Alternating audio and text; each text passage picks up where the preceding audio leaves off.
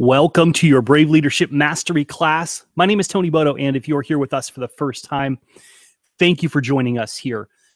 We are live, and just checking all the equipment here. Everything looks like it is all good. Sorry about that, getting some back feed there. Excellent. So we are here to kick off the Brave Leadership Mastery class today. Now, some of you may be joining us for the first time. You've never been on a Brave Leadership Mastery class or session with us. Others of you may be in the secure environment, kind of behind the gateway, if you will, in our normal location that I offer the classes.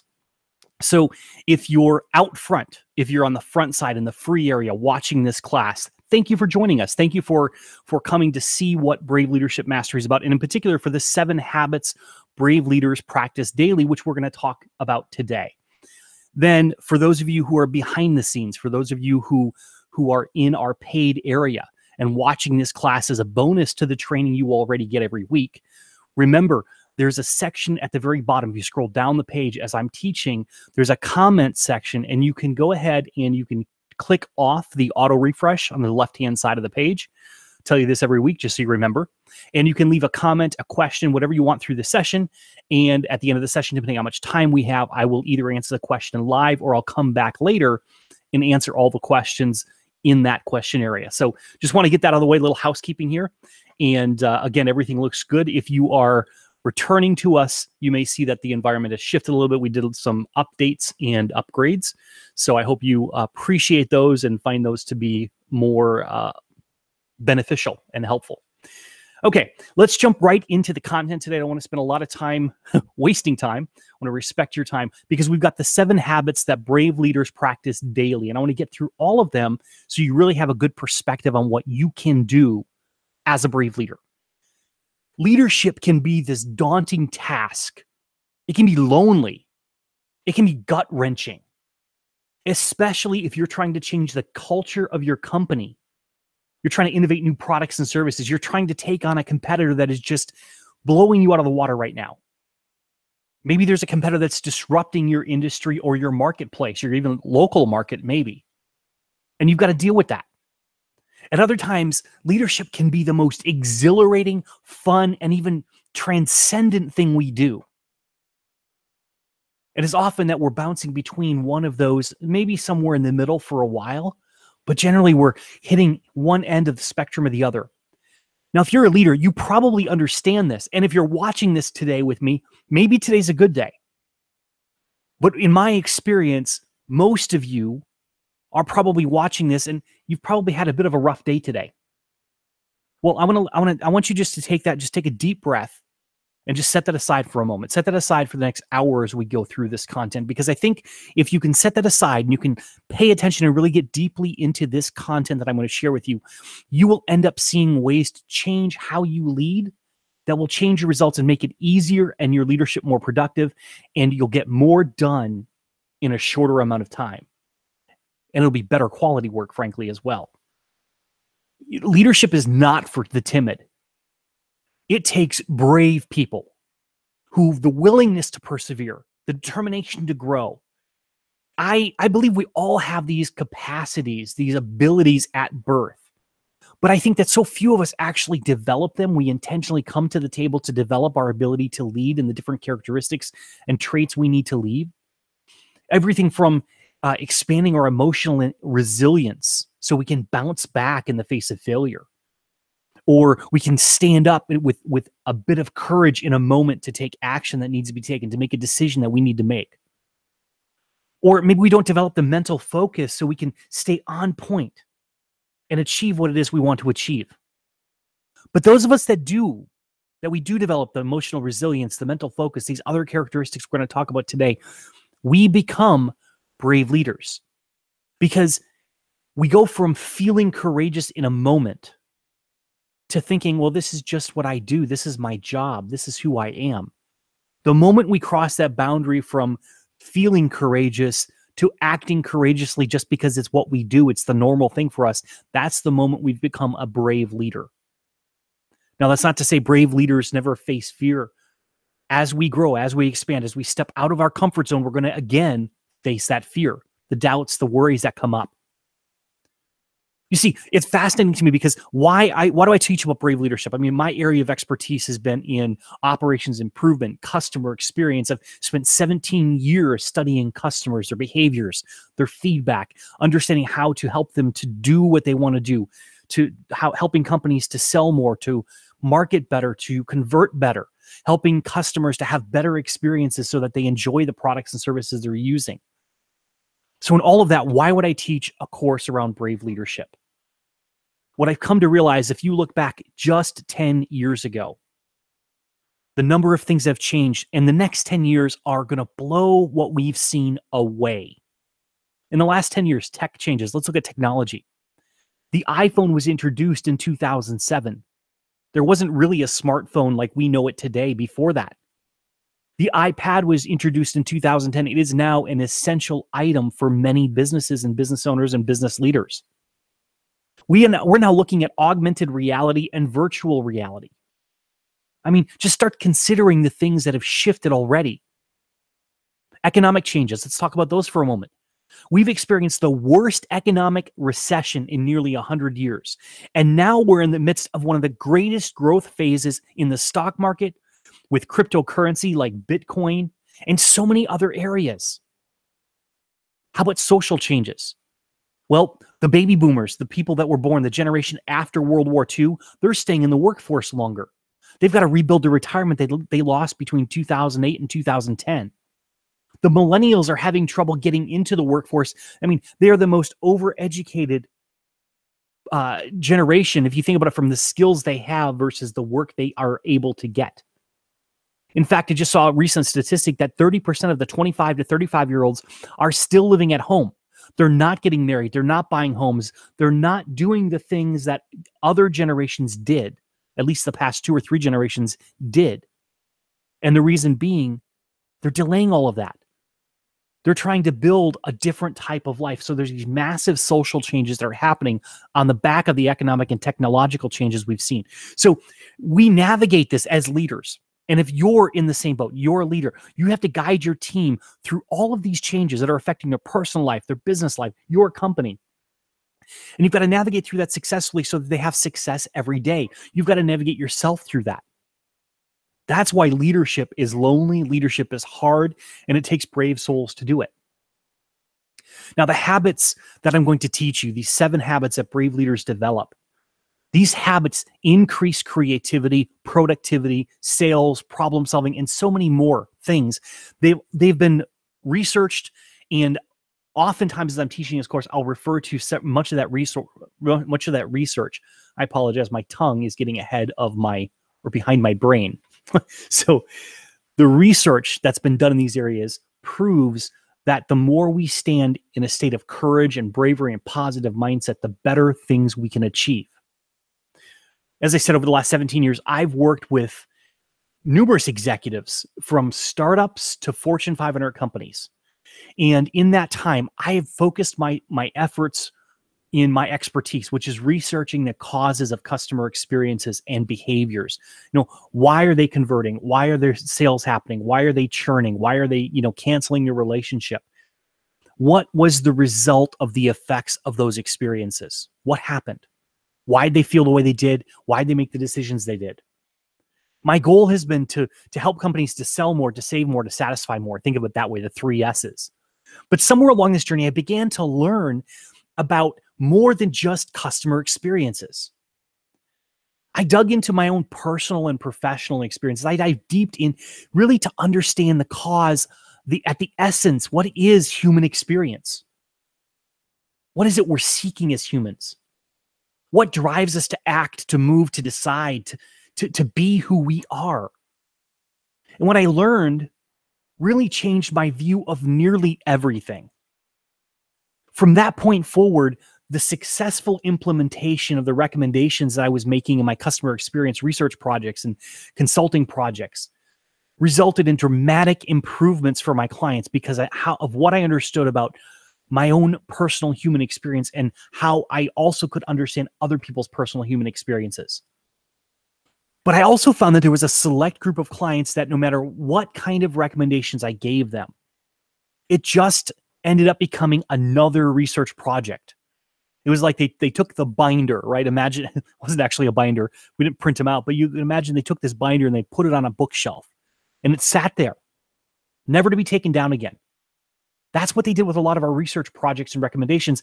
And I could not understand it. I was frustrated because I knew these companies wanted one of the outcomes that I told them they could have if they followed the recommendations, but they just didn't take action. And so they didn't take action. And every time they didn't take action and I approached them with it, they'd have a list of reasons why they couldn't move forward. There was always something else. And if we solve one challenge, inevitably another one would arise. And it took me a bit, but I eventually realized that it was not my recommendations, but something deeper within my clients' mental and emotional patterns, their habitual patterns, their paradigms, that was causing their hesitation. In time, I discovered that there were several things about leaders that made the greatest companies great and ultimately distinguished them from all their competitors. Here's a couple of things that I learned in the process. The brave leaders of the greatest companies have daily practices that they use to be both highly effective and highly efficient. So the quality and the quantity of their work is very high. In essence, they use these practices like this North Star that in rough sea, so it guides them so they know exactly where they're going. They return to these proven practices each and every day to bravely take on the challenges that they're facing that day. When they run into an obstacle, they return to the practices, these habits. And when they succeed, they give credit to the practices. So as you can see, they keep coming back to the practices that they know.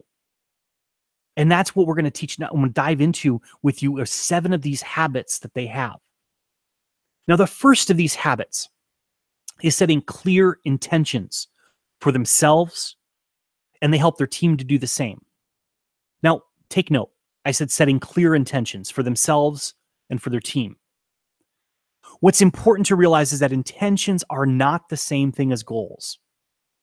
So let's start with goals. Let's get goals on the table. Let's talk about them. Then we're going to move on to intentions. We all know that we're supposed to set goals. We've heard this from day one. If you've been in business or you've been in a leadership position, you've heard you need to set goals. But most of the content that's out there, if you go Google goal setting or you go through some of these basic classes on goal setting, most of it is recycled content that is actually not based on fact or research. So let's get that off. Let's just clean the table. Get it off the table. I'm going to go to the studies that have been done, the actual scientific research that has been done to help you understand what will work for you in goal setting. And again, the primary thing is I want to lead you to intentions, but I've got to walk through goal setting first so you understand brave leaders, how they set goals, and then how they set intentions. So there was a study done by the Dominican University. You can Google this if you want to. It's all backed up. And at the Dominican University, what they did was they took different groups of individuals and they had them approach goal setting from different perspectives. One of the groups, they asked to simply put a goal in mind. Just come up with a goal. And as the research project progressed, they checked in with them. And what they found by the end of the research project is that only 43%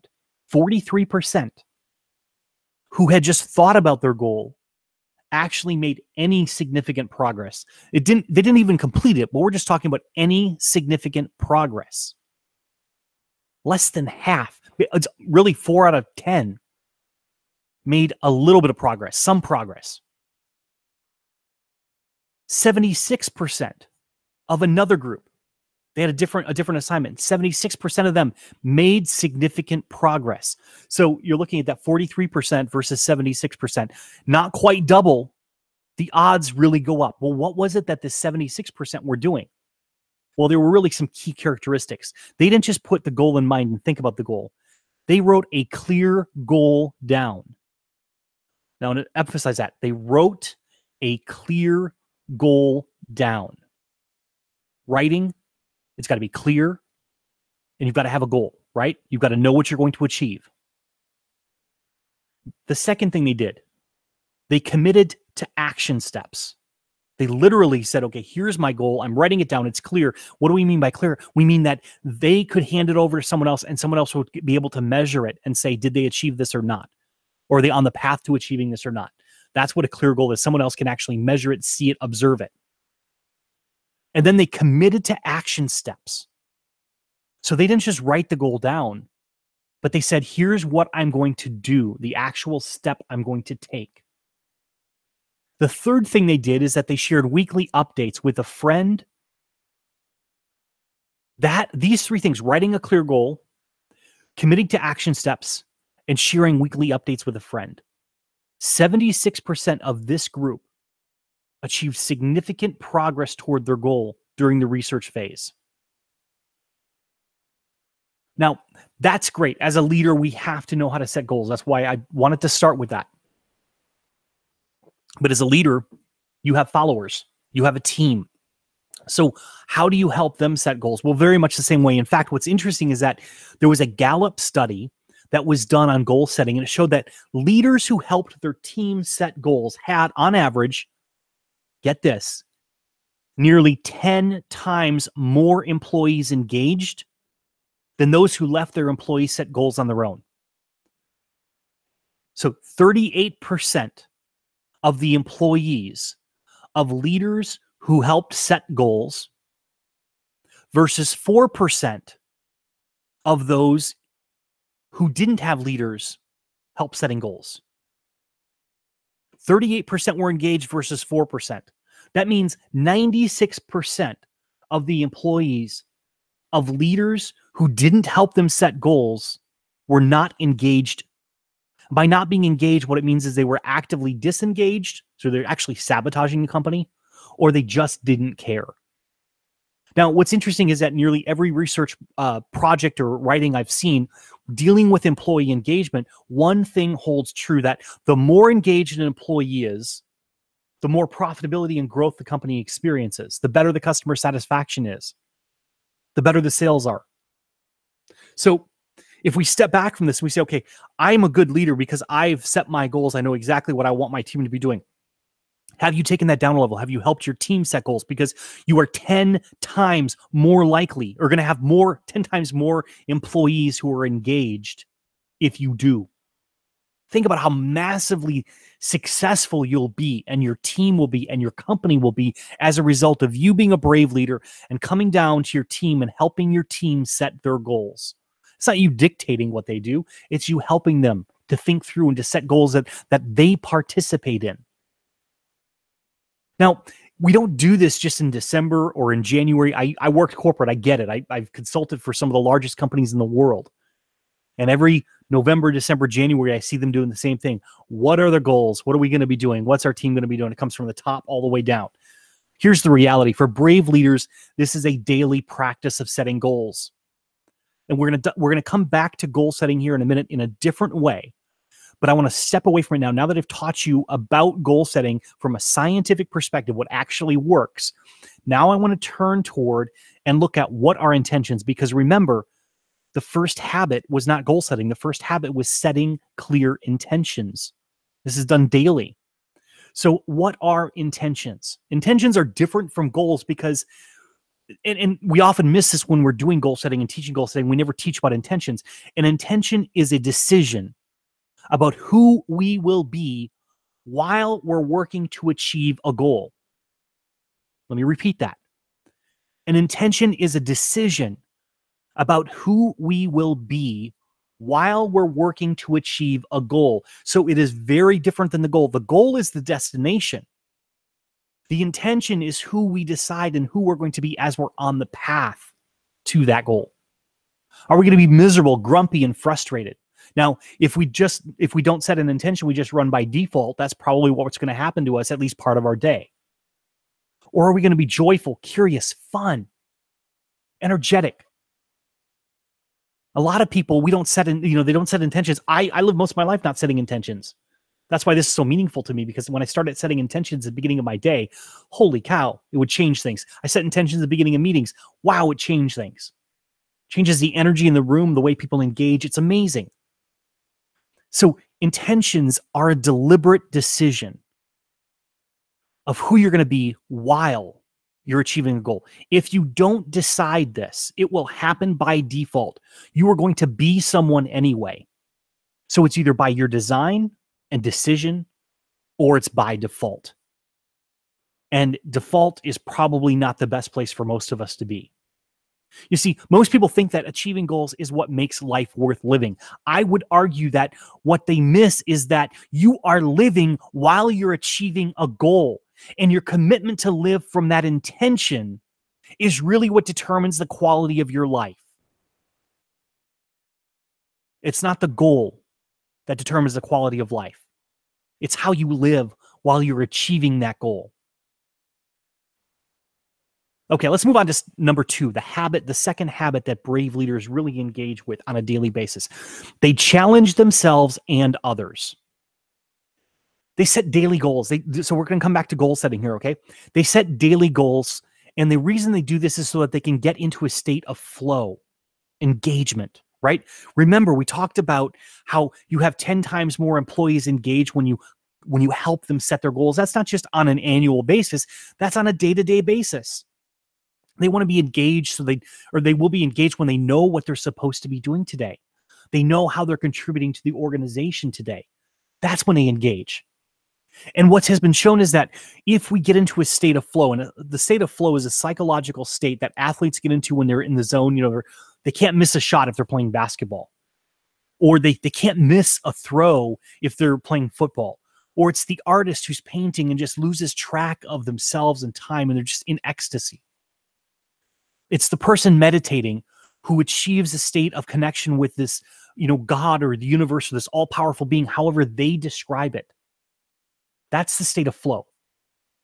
And in this state, what's interesting is that we can actually achieve more goals more quickly, because what happens is our biology and the neurochemistry of our body changes. We have different chemicals running through our body, which changes how our ability to focus, the connections we're making through different parts of our brain. And so we can actually learn up to 200% faster. We can solve problems more easily.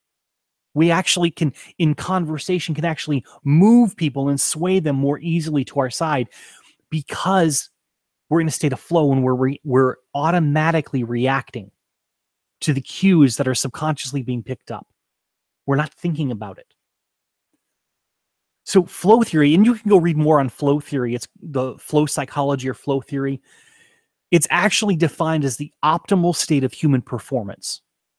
And it postulates that a person must meet 3 conditions to achieve flow state. Now, there may be more conditions, but these are the 3 critical conditions that need to be met. First and foremost, they've got to be involved in an activity with a clear set of goals.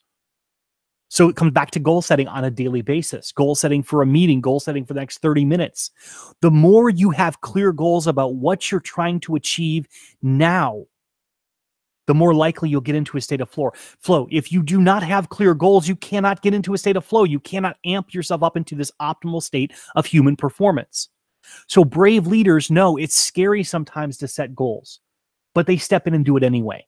It's scary to set goals because you're not sure if you're going to achieve more. It's scary to set goals because, I might not actually be the person who can achieve that. I might not know enough. I might not be good enough. Whatever comes up in your mind. Or maybe, on the other side, maybe if I set a goal and I achieve something that I didn't believe possible before, now leadership is going to want me to do even more. My leaders want me to do even more. So there's a number of different reasons that we don't want to set goals. Each of us have our own reasons.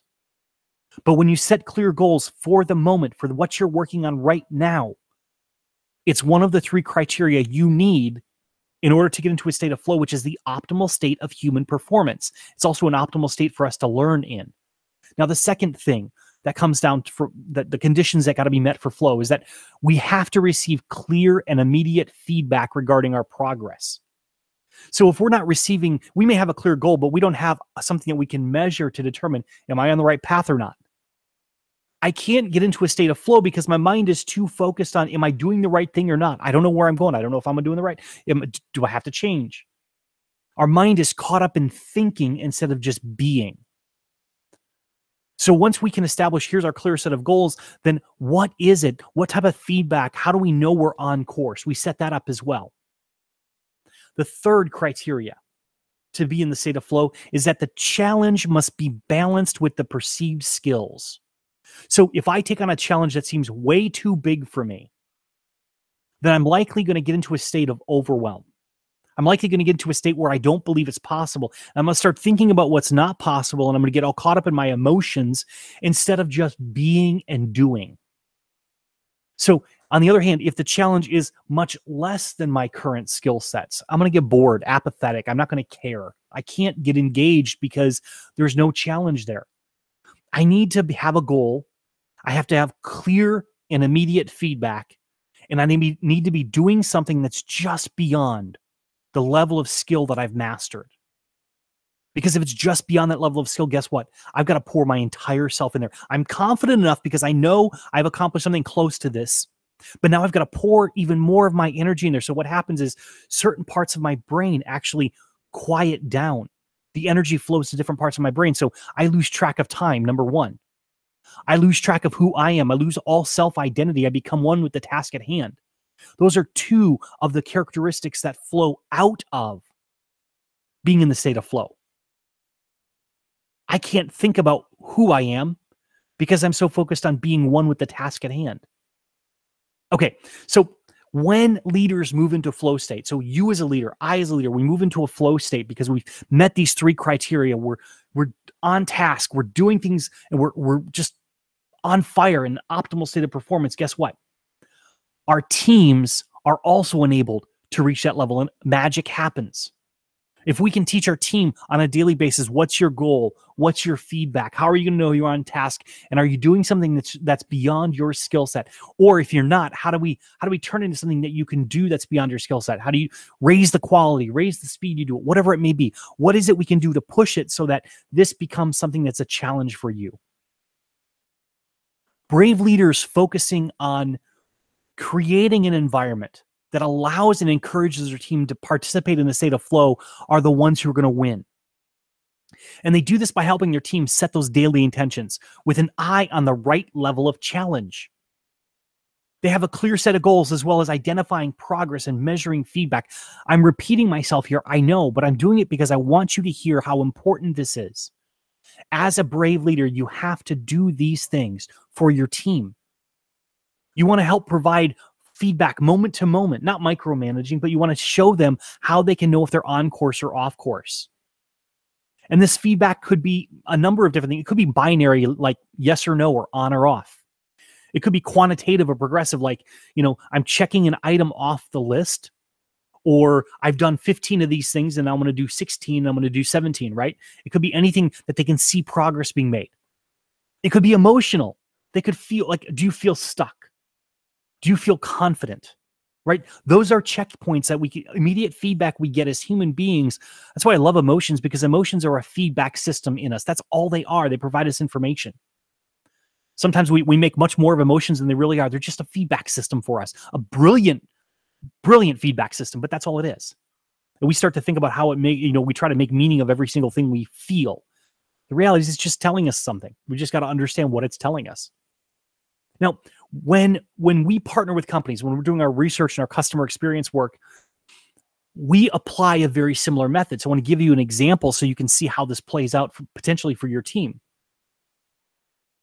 So what we'll do first is, because we're going in there to improve customer experience, we'll go identify what is it that customers say when they have an amazing experience. What do their surveys say? What do the reviews say? What do they talk about to a colleague or a friend or a family member afterwards? Once we identify those key elements that they talk about when they have a great experience, we also look at what do they talk about when it's not so great. And then we go back to the employees and we teach the employees how to listen moment to moment to the customer feedback, how to evaluate the emotional expressions that customers are making. We did this in a medical office. We actually taught them how to listen for the 3 to 5 things that really mattered to patients who were coming through that office. And it was fascinating because that first week, within like 2 or 3 days of me teaching them what to listen for, we were on a Skype call and we were engaging with the team and asking, for feedback. How was it working? Any challenges? What was the problems? Or was it going well?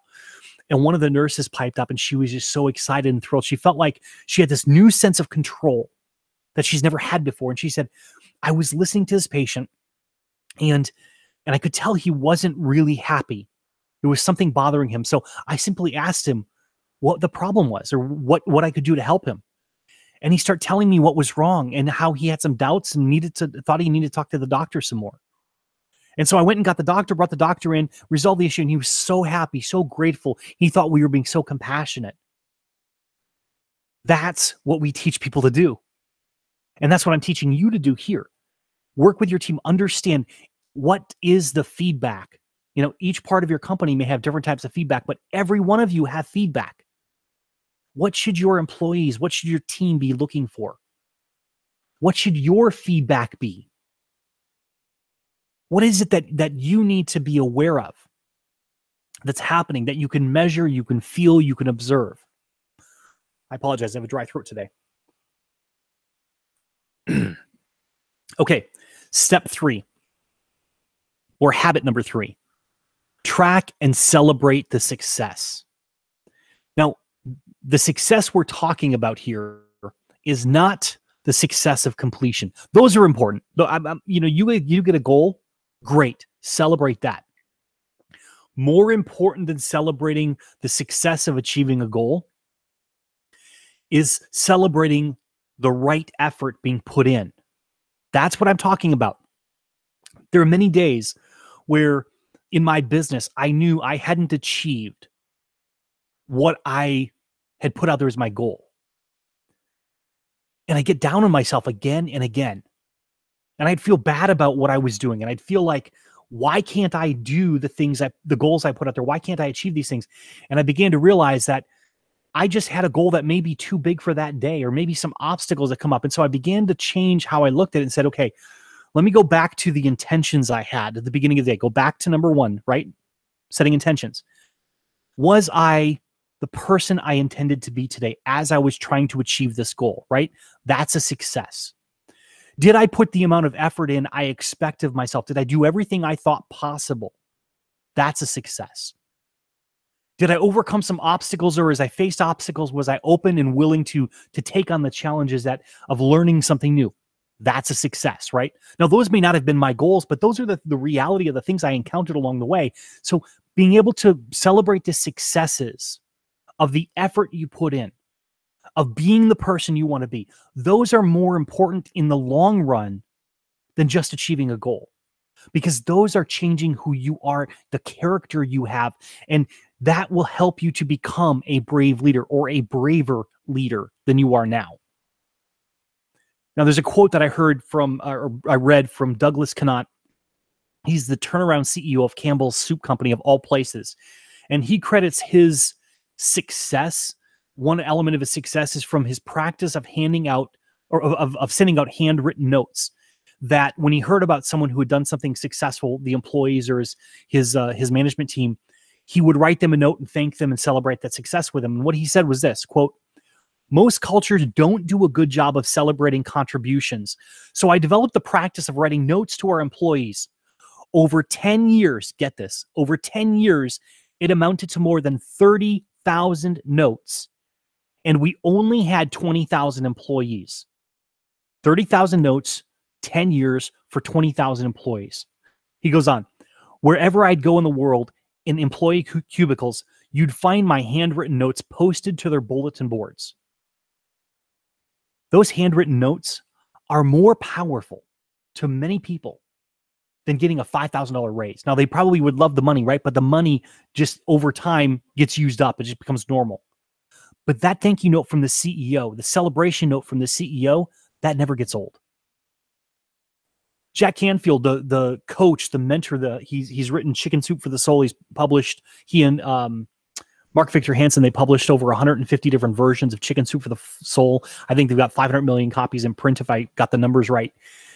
He actually talks about how every Friday, he developed this practice many years ago, every Friday he spends a period of time writing handwritten thank you notes to celebrate the successes of his team, his clients, and other people, his family sometimes. So the feedback from success is a reward. And it further amplifies our ability to get into the state of flow if we receive that feedback in a timely manner. So, in fact, one of the experiences that we seek as human beings for its own sake is achievement. We want to master something. All of us have different levels things we want to master. And so if we master it and someone acknowledges that we've mastered it. They celebrate with us when we master something. That actually releases dopamine and serotonin and other very feel-good chemicals that we can actually get addicted to. So we want to achieve even more. It's a positive addiction. So as a brave leader, you must be willing to look at the efforts that you and your team are taking and correct where you're off course, of course, but celebrate where you're on course, even if the target seems further away than you expected. Here's a couple ways you can do that. Modeling behaviors. As an example, doing what you teach. Another one, the language you use. You see, if we talk about, hey, you put some great effort in today. It was a really challenging prospect, or it was a really challenging client, or the project is really challenging. You put some great effort in today, right? So praise the effort. Don't praise the achievement. Don't praise the goal, achieving a goal, because if you only praise achieving a goal, then people who are on the path but have not yet reached that goal are failures for that day. And now there's a ton of research. You want to go understand more about this. You can read Carol Dweck, D-W-E-C-K. She's got a whole book called The Growth Mindset, or about the growth mindset. I think the book is called Mindset, the New Psychology of Success. Regardless, so using the language that celebrates the effort that was put in is far more important and far more beneficial in the long run, because then people will continue to realize they're rewarded for effort, and they will continue to put in the effort that helps them to grow and learn and to achieve new things.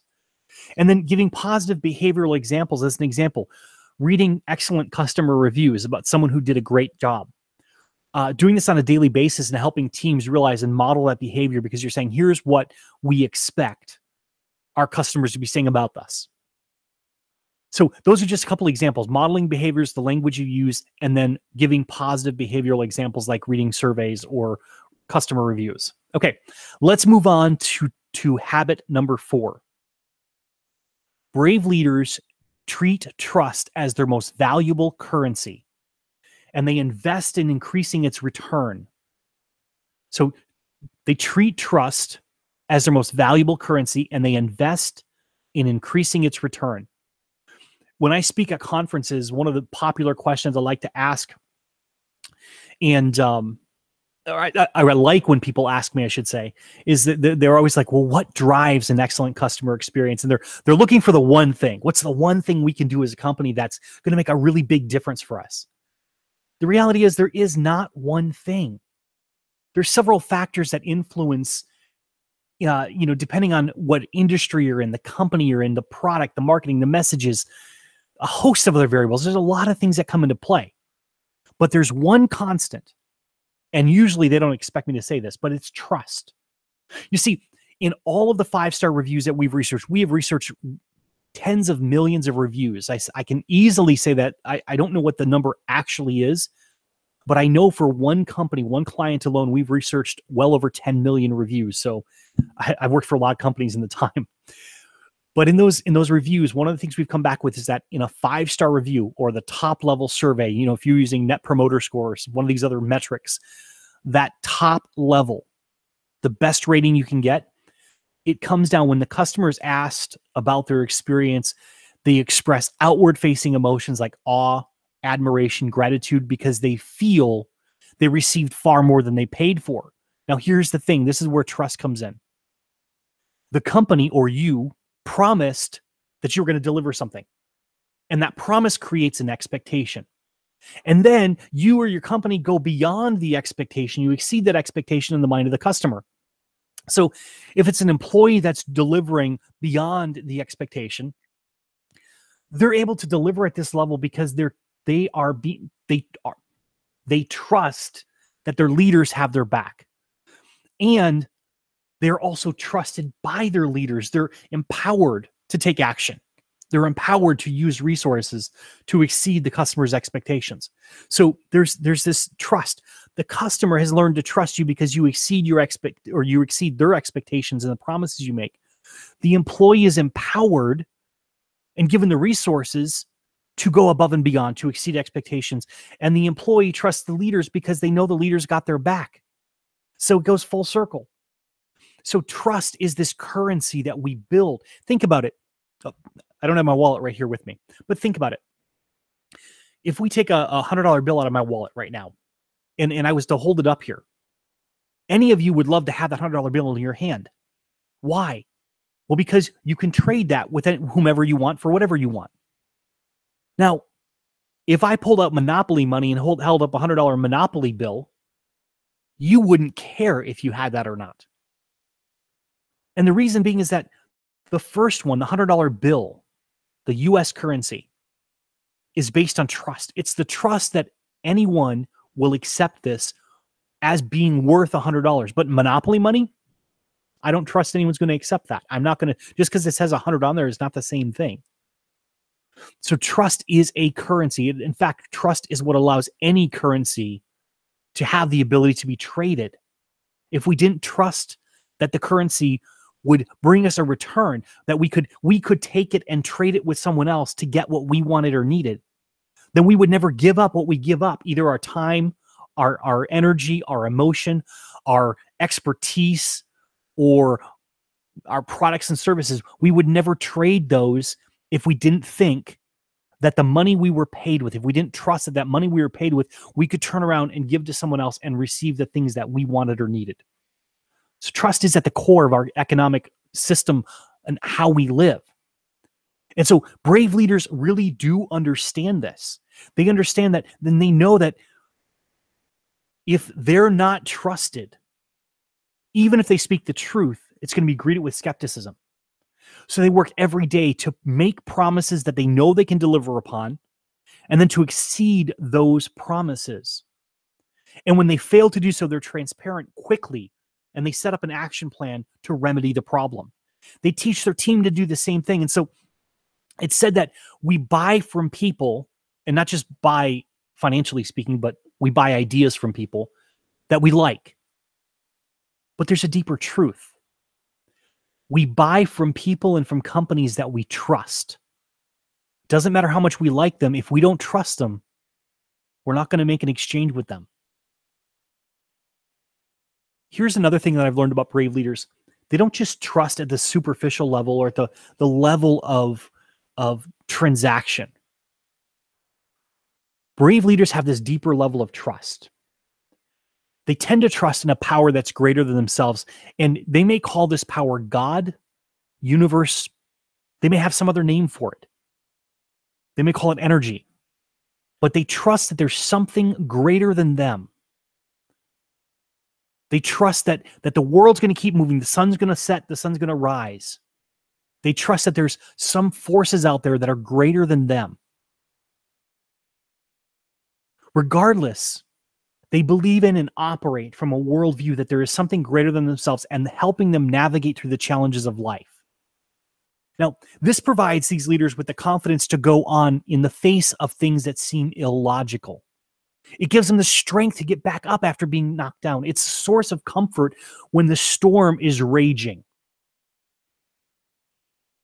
It's hope in the face of hopelessness, when hope makes no sense. So leaders, brave leaders, trust in something greater than themselves. Now let's move on to the fifth habit. This is the fifth daily habit. Brave leaders build authentic relationships based on genuine caring. This is a daily habit. There's some research conducted by Google, and they said leaders who express interest in and concern for team members, for the success of team members, as well as their personal well-being, they outperform others in both quality and quantity of work. That's fascinating.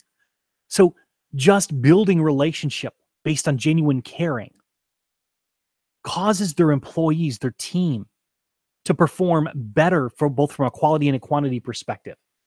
You know, many leaders don't seem to understand how to apply this on a daily basis.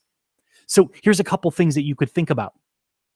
If you've got a team, and a team, you know, if you're a small business and you may have contractors, you may have people that work for you, but they're not your employees. So it applies here as well. Be aware of the personal and professional challenges and the opportunities and the goals. Understand what motivates them. This is a key part of relationship building. And so you want to understand, what is it that gets them up in the morning? What is it that drives them? What is it that's causing them some frustration or pain right now? Understand those things. If you are a brave leader, you are already doing these things based on what we've talked about above. But in addition, you want to take extra time. You want to engage in water cooler conversation or team building. You want to get down, let your guard down and really get into a deep conversation that might be fun or build relationships. For most of my clients, it's interesting, business is business. We've got business to attend to. I've got business partners as well. We've got business to attend to. But one of the things I've learned is that being able to understand what's going on in their life before I get into business helps me be more effective. Because if they're facing a challenge, or maybe they just had a phenomenal weekend, I want to support them in the challenge, and I want to celebrate with them in the success they've had. And once we get those on the table and we know where each other's coming from, then I know how I can best serve them today. I know how to deliver the message that I need to deliver today to help their businesses grow, to help them be motivated to take the action required today. That's my job. Now, if your team is customer facing, in other words, they're the ones on the front lines, if they learn how to do this from you with your customers, you're going to build tremendous relationships with your customers. They're going to be loyal, and they're going to come back again and again. They're going to recommend you to others. Dr. Travis Bradbury, he's an expert on emotional intelligence. If you're on LinkedIn, you can connect with him. You'll see he's posting stuff all the time. He's brilliant. I love his content. But one of the quotes that I picked up from him is this: more than half of people who leave their jobs do so because of their relationship with their boss. Smart companies make certain their managers know how to balance being a professional with being human. These are the bosses who celebrate an employee's success, empathize with those going through hard times, and challenge people even when it hurts. That's your job, no matter what type of leader you are. That's your job if you're a coach, a consultant, if you're an executive in a company. One of the things that, again, kind of returning to customer experience, I talk about this because it's part of my life, part of where all of this experience and awareness and brave leadership actually emerged out through this. So in customer experience, what we have seen is that in service-oriented businesses, so hotels, restaurants, other businesses, retail, where you've got a customer and an employee engaging with one another, we found that over 70% of the 5-star reviews mention relationship being built or strengthened. They've got an employee name that's mentioned, a department, or the company itself, something about the company and the relationship they had. The company served them well. But they talk about in terms of relationship. So again, go back to the 5-star reviews. The first thing I talked about earlier was trust. Trust is key. Second is building relationships. Okay, let's go on to habit number 6. Brave leaders grow as a whole person, and they help their team to do the same thing. So again, no matter how large or small your company is, who's on your team? Mentors, advisors, vendors, customers, whoever it is, help them grow. Invest your time, your money in growing yourself and in growing your team as a person, as a leader. Brave leaders invest in helping themselves do the same. You help your team, you help others, give them book recommendations, help them to get to seminars, online training, if you will. Actually coming to this program, I can see there's a number of you here. Being here is a way of growing as a brave leader. Encourage your employees, your team, your vendors, your customers to take the initiative to grow as individuals. Help them to grow as individuals. There's an abundance of evidence out there that shows that our mental health and our emotional resilience is directly related to our ability to be creative, productive, and to manage our stress well. Leaders who ignore this reality put their lives and the lives of their employees in jeopardy, not to mention the profitability of their company. I'm not pulling punches here. I'm saying it as is. You are putting your own life, the life of your employees, and the profitability of your company at risk if you do not grow as a whole person. That's not just about growing as a business leader. That means growing in all aspects of your life. We've also seen that there are clear connections between companies that offer training that help employees and their customers, frankly, personally grow and profit. The company benefits from that. There's no better way to show people that you actually care than by letting them know that you're aware that they're not just there to serve the mission of the company. Yes, the mission of the company is important. And yes, they are there to help serve. But they're also there to earn money, to care for their family, to be fulfilled, to contribute and give to the world, to earn more than they need so they can take vacation and spend quality time with their families and friends. Or maybe it's just to learn about who they are and what they're capable of, or engaging in a hobby. When you show interest and actively support the growth of your team, your company will be rewarded. I think John Mackey, I think he's the former CEO of Whole Foods Market. He said, more than once in the history of Whole Foods Market, the company was unable to collectively evolve until I myself was able to evolve. In other words, I was holding the company back. My personal growth enabled the company to evolve. Now, that is the CEO of a very large company saying that he was holding his company back because he did not deal with his own personal development. If he's going to say that, you and I, no matter what size our companies are, we can't deny that same reality. The challenge is we've got blind spots, so we don't see what we don't see. We don't know what's on the other side of that curtain. We need to do personal development so that we can begin to pull back that curtain and reveal parts of ourselves we didn't know were there. And to do things about growing, there might be some great talents and abilities on the other side of that curtain. There are. I shouldn't say there might be. There are. You have not even revealed your greatest potential yet. It's on the other side of that curtain. Okay, the seventh habit is ask for and accept help while making it safe for others to do the same. That's a key part of this. Ask for and accept help while making it safe for others to do the same. You see, brave leaders know that they don't have every answer to every question, or they can't solve every problem. It's actually a very freeing notion when you accept that. They can ask for help and they can be vulnerable. This vulnerability actually unleashes a strength within their team. Andrew Carnegie, the king of steel, he was the richest man in his day, multi-billionaire. He said that the best way to lead was to form a mastermind, so people of like-mindedness. Bring them together. And each of these individuals have highly specialized skills that you need for the, quote, coordination of knowledge and effort in a spirit of harmony for the attainment of a definite purpose. So what he's saying here is that when you bring together people who are like-minded but have unique skill sets, and you all come together for the same definite purpose to solve a specific problem, you coordinate the knowledge and effort and you end up with a fantastic result. That's how he built his steel empire. When you bring people around you who are smarter and more capable than you, and you organize the thinking and the vision of the team, which is your job as the leader, you unite the minds of these individuals in a way that increases awareness and creativity. There's actually research that shows that certain structures in our brain can create connections between leaders or followers or other collaborators. And we start to mirror each other, not just in our feelings, but also in our brain chemistry.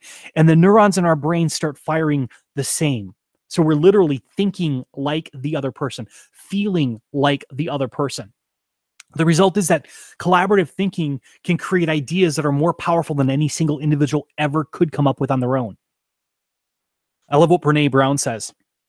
A great researcher around vulnerability and the strength of vulnerability. She says, quote, vulnerability is the place of innovation, creativity, and change. And boy, is that true. Now, I spent the last 53 or 54 minutes really pouring out what I could to help you, to teach you, giving this to you so that you could understand the 7 habits that brave leaders practice on a daily basis. And what I'm going to do now for the next 2 minutes here, that's all. I'm going to invite you that if you consider these daily practices and you realize that there's some area that you may need to grow, you may need to improve your own leadership, your own ability to have tools on a daily basis so you can move forward as a brave leader and help your team, your business move forward. There's a program that I have which is actually called Brave Leadership Mastery. I'm actually invited you into that for free today. That's what you're watching here. Every single week I teach like this, and there's people on here that have paid to come to this program. This is their bonus week because we had 5 Thursdays in November. So this is their bonus week. That's why I invited you in for this class. And Brave Leadership Mastery is about me teaching you for about an hour every week, face-to-face like this, and giving you the tools that I know of that can help you grow as a brave leader. Again, I've been working with Fortune 500 executives all the way to startups of some of the fastest growing companies. And you're going to receive the training. You're going to receive the skill sets. You're going to be able to ask questions. So we're running to the end here, but I'll check the Q&A here in a minute. In the forum, if you're in the paid section, you can actually ask me questions during class or after class. You can send me messages actually as well through the platform that we conduct this training on. And then there's also archives. I've got I think right now we're almost got about 2 months of archives in there, but I've got to rotate through. So when you sign up, you'll get at least 4 weeks of archives. So not just you, it's like getting a month or 2 months for free. Now for a limited time, this is my sales pitch. I'll put it right out there. For a limited time, it's available for $100 off per month. So right now, the discounted fee is $97 a month. And that will remain your price as long as you stay subscribed, whether it's 2 months or whether it's 2 years. Again, I teach this every single week. So if you're here in that time frame, if you stick with me through that whole time frame, however long I do this, however long you want to stay with me, you sign up today and you get that $97 a month. It will never go up for you. And if the price, for whatever reason, if we offer a special that we drop that price down and we're going to continue that pricing, I'll lower it for you as well.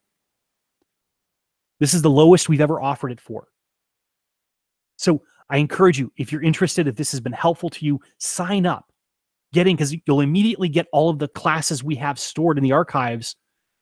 And as we rotate and add more classes too, those will drop off. So if you sign up a month from now, guess what?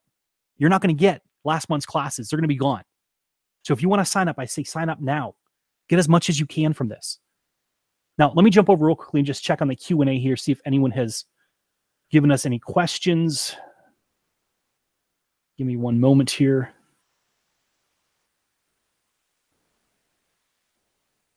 Okay, I don't see any new questions. If for some reason you guys have posted them out there, I will go ahead and answer them afterwards.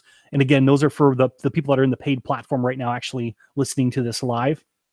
But so no Q&A today. If you've got Q&A, even if you aren't here for free, reach out to me. You can message me on Facebook and I'll get back with you, because it really does matter to me. I really want to be here to support you in brave leadership and your development. So message me and I'll go ahead and respond to your question there. But I encourage you, sign up, because there's so much value in this that you will learn a tremendous amount about how to be a brave leader. When you engage in these daily practices, these daily 7 habits of brave leadership, you're going to change your life. Step by step. Your business will change, your employees, your customers, your team is going to change. And as you start to change and as you change people in the world around you, you will alter the trajectory of human history. Now go out there this week and be the brave leader that you can be. Thank you.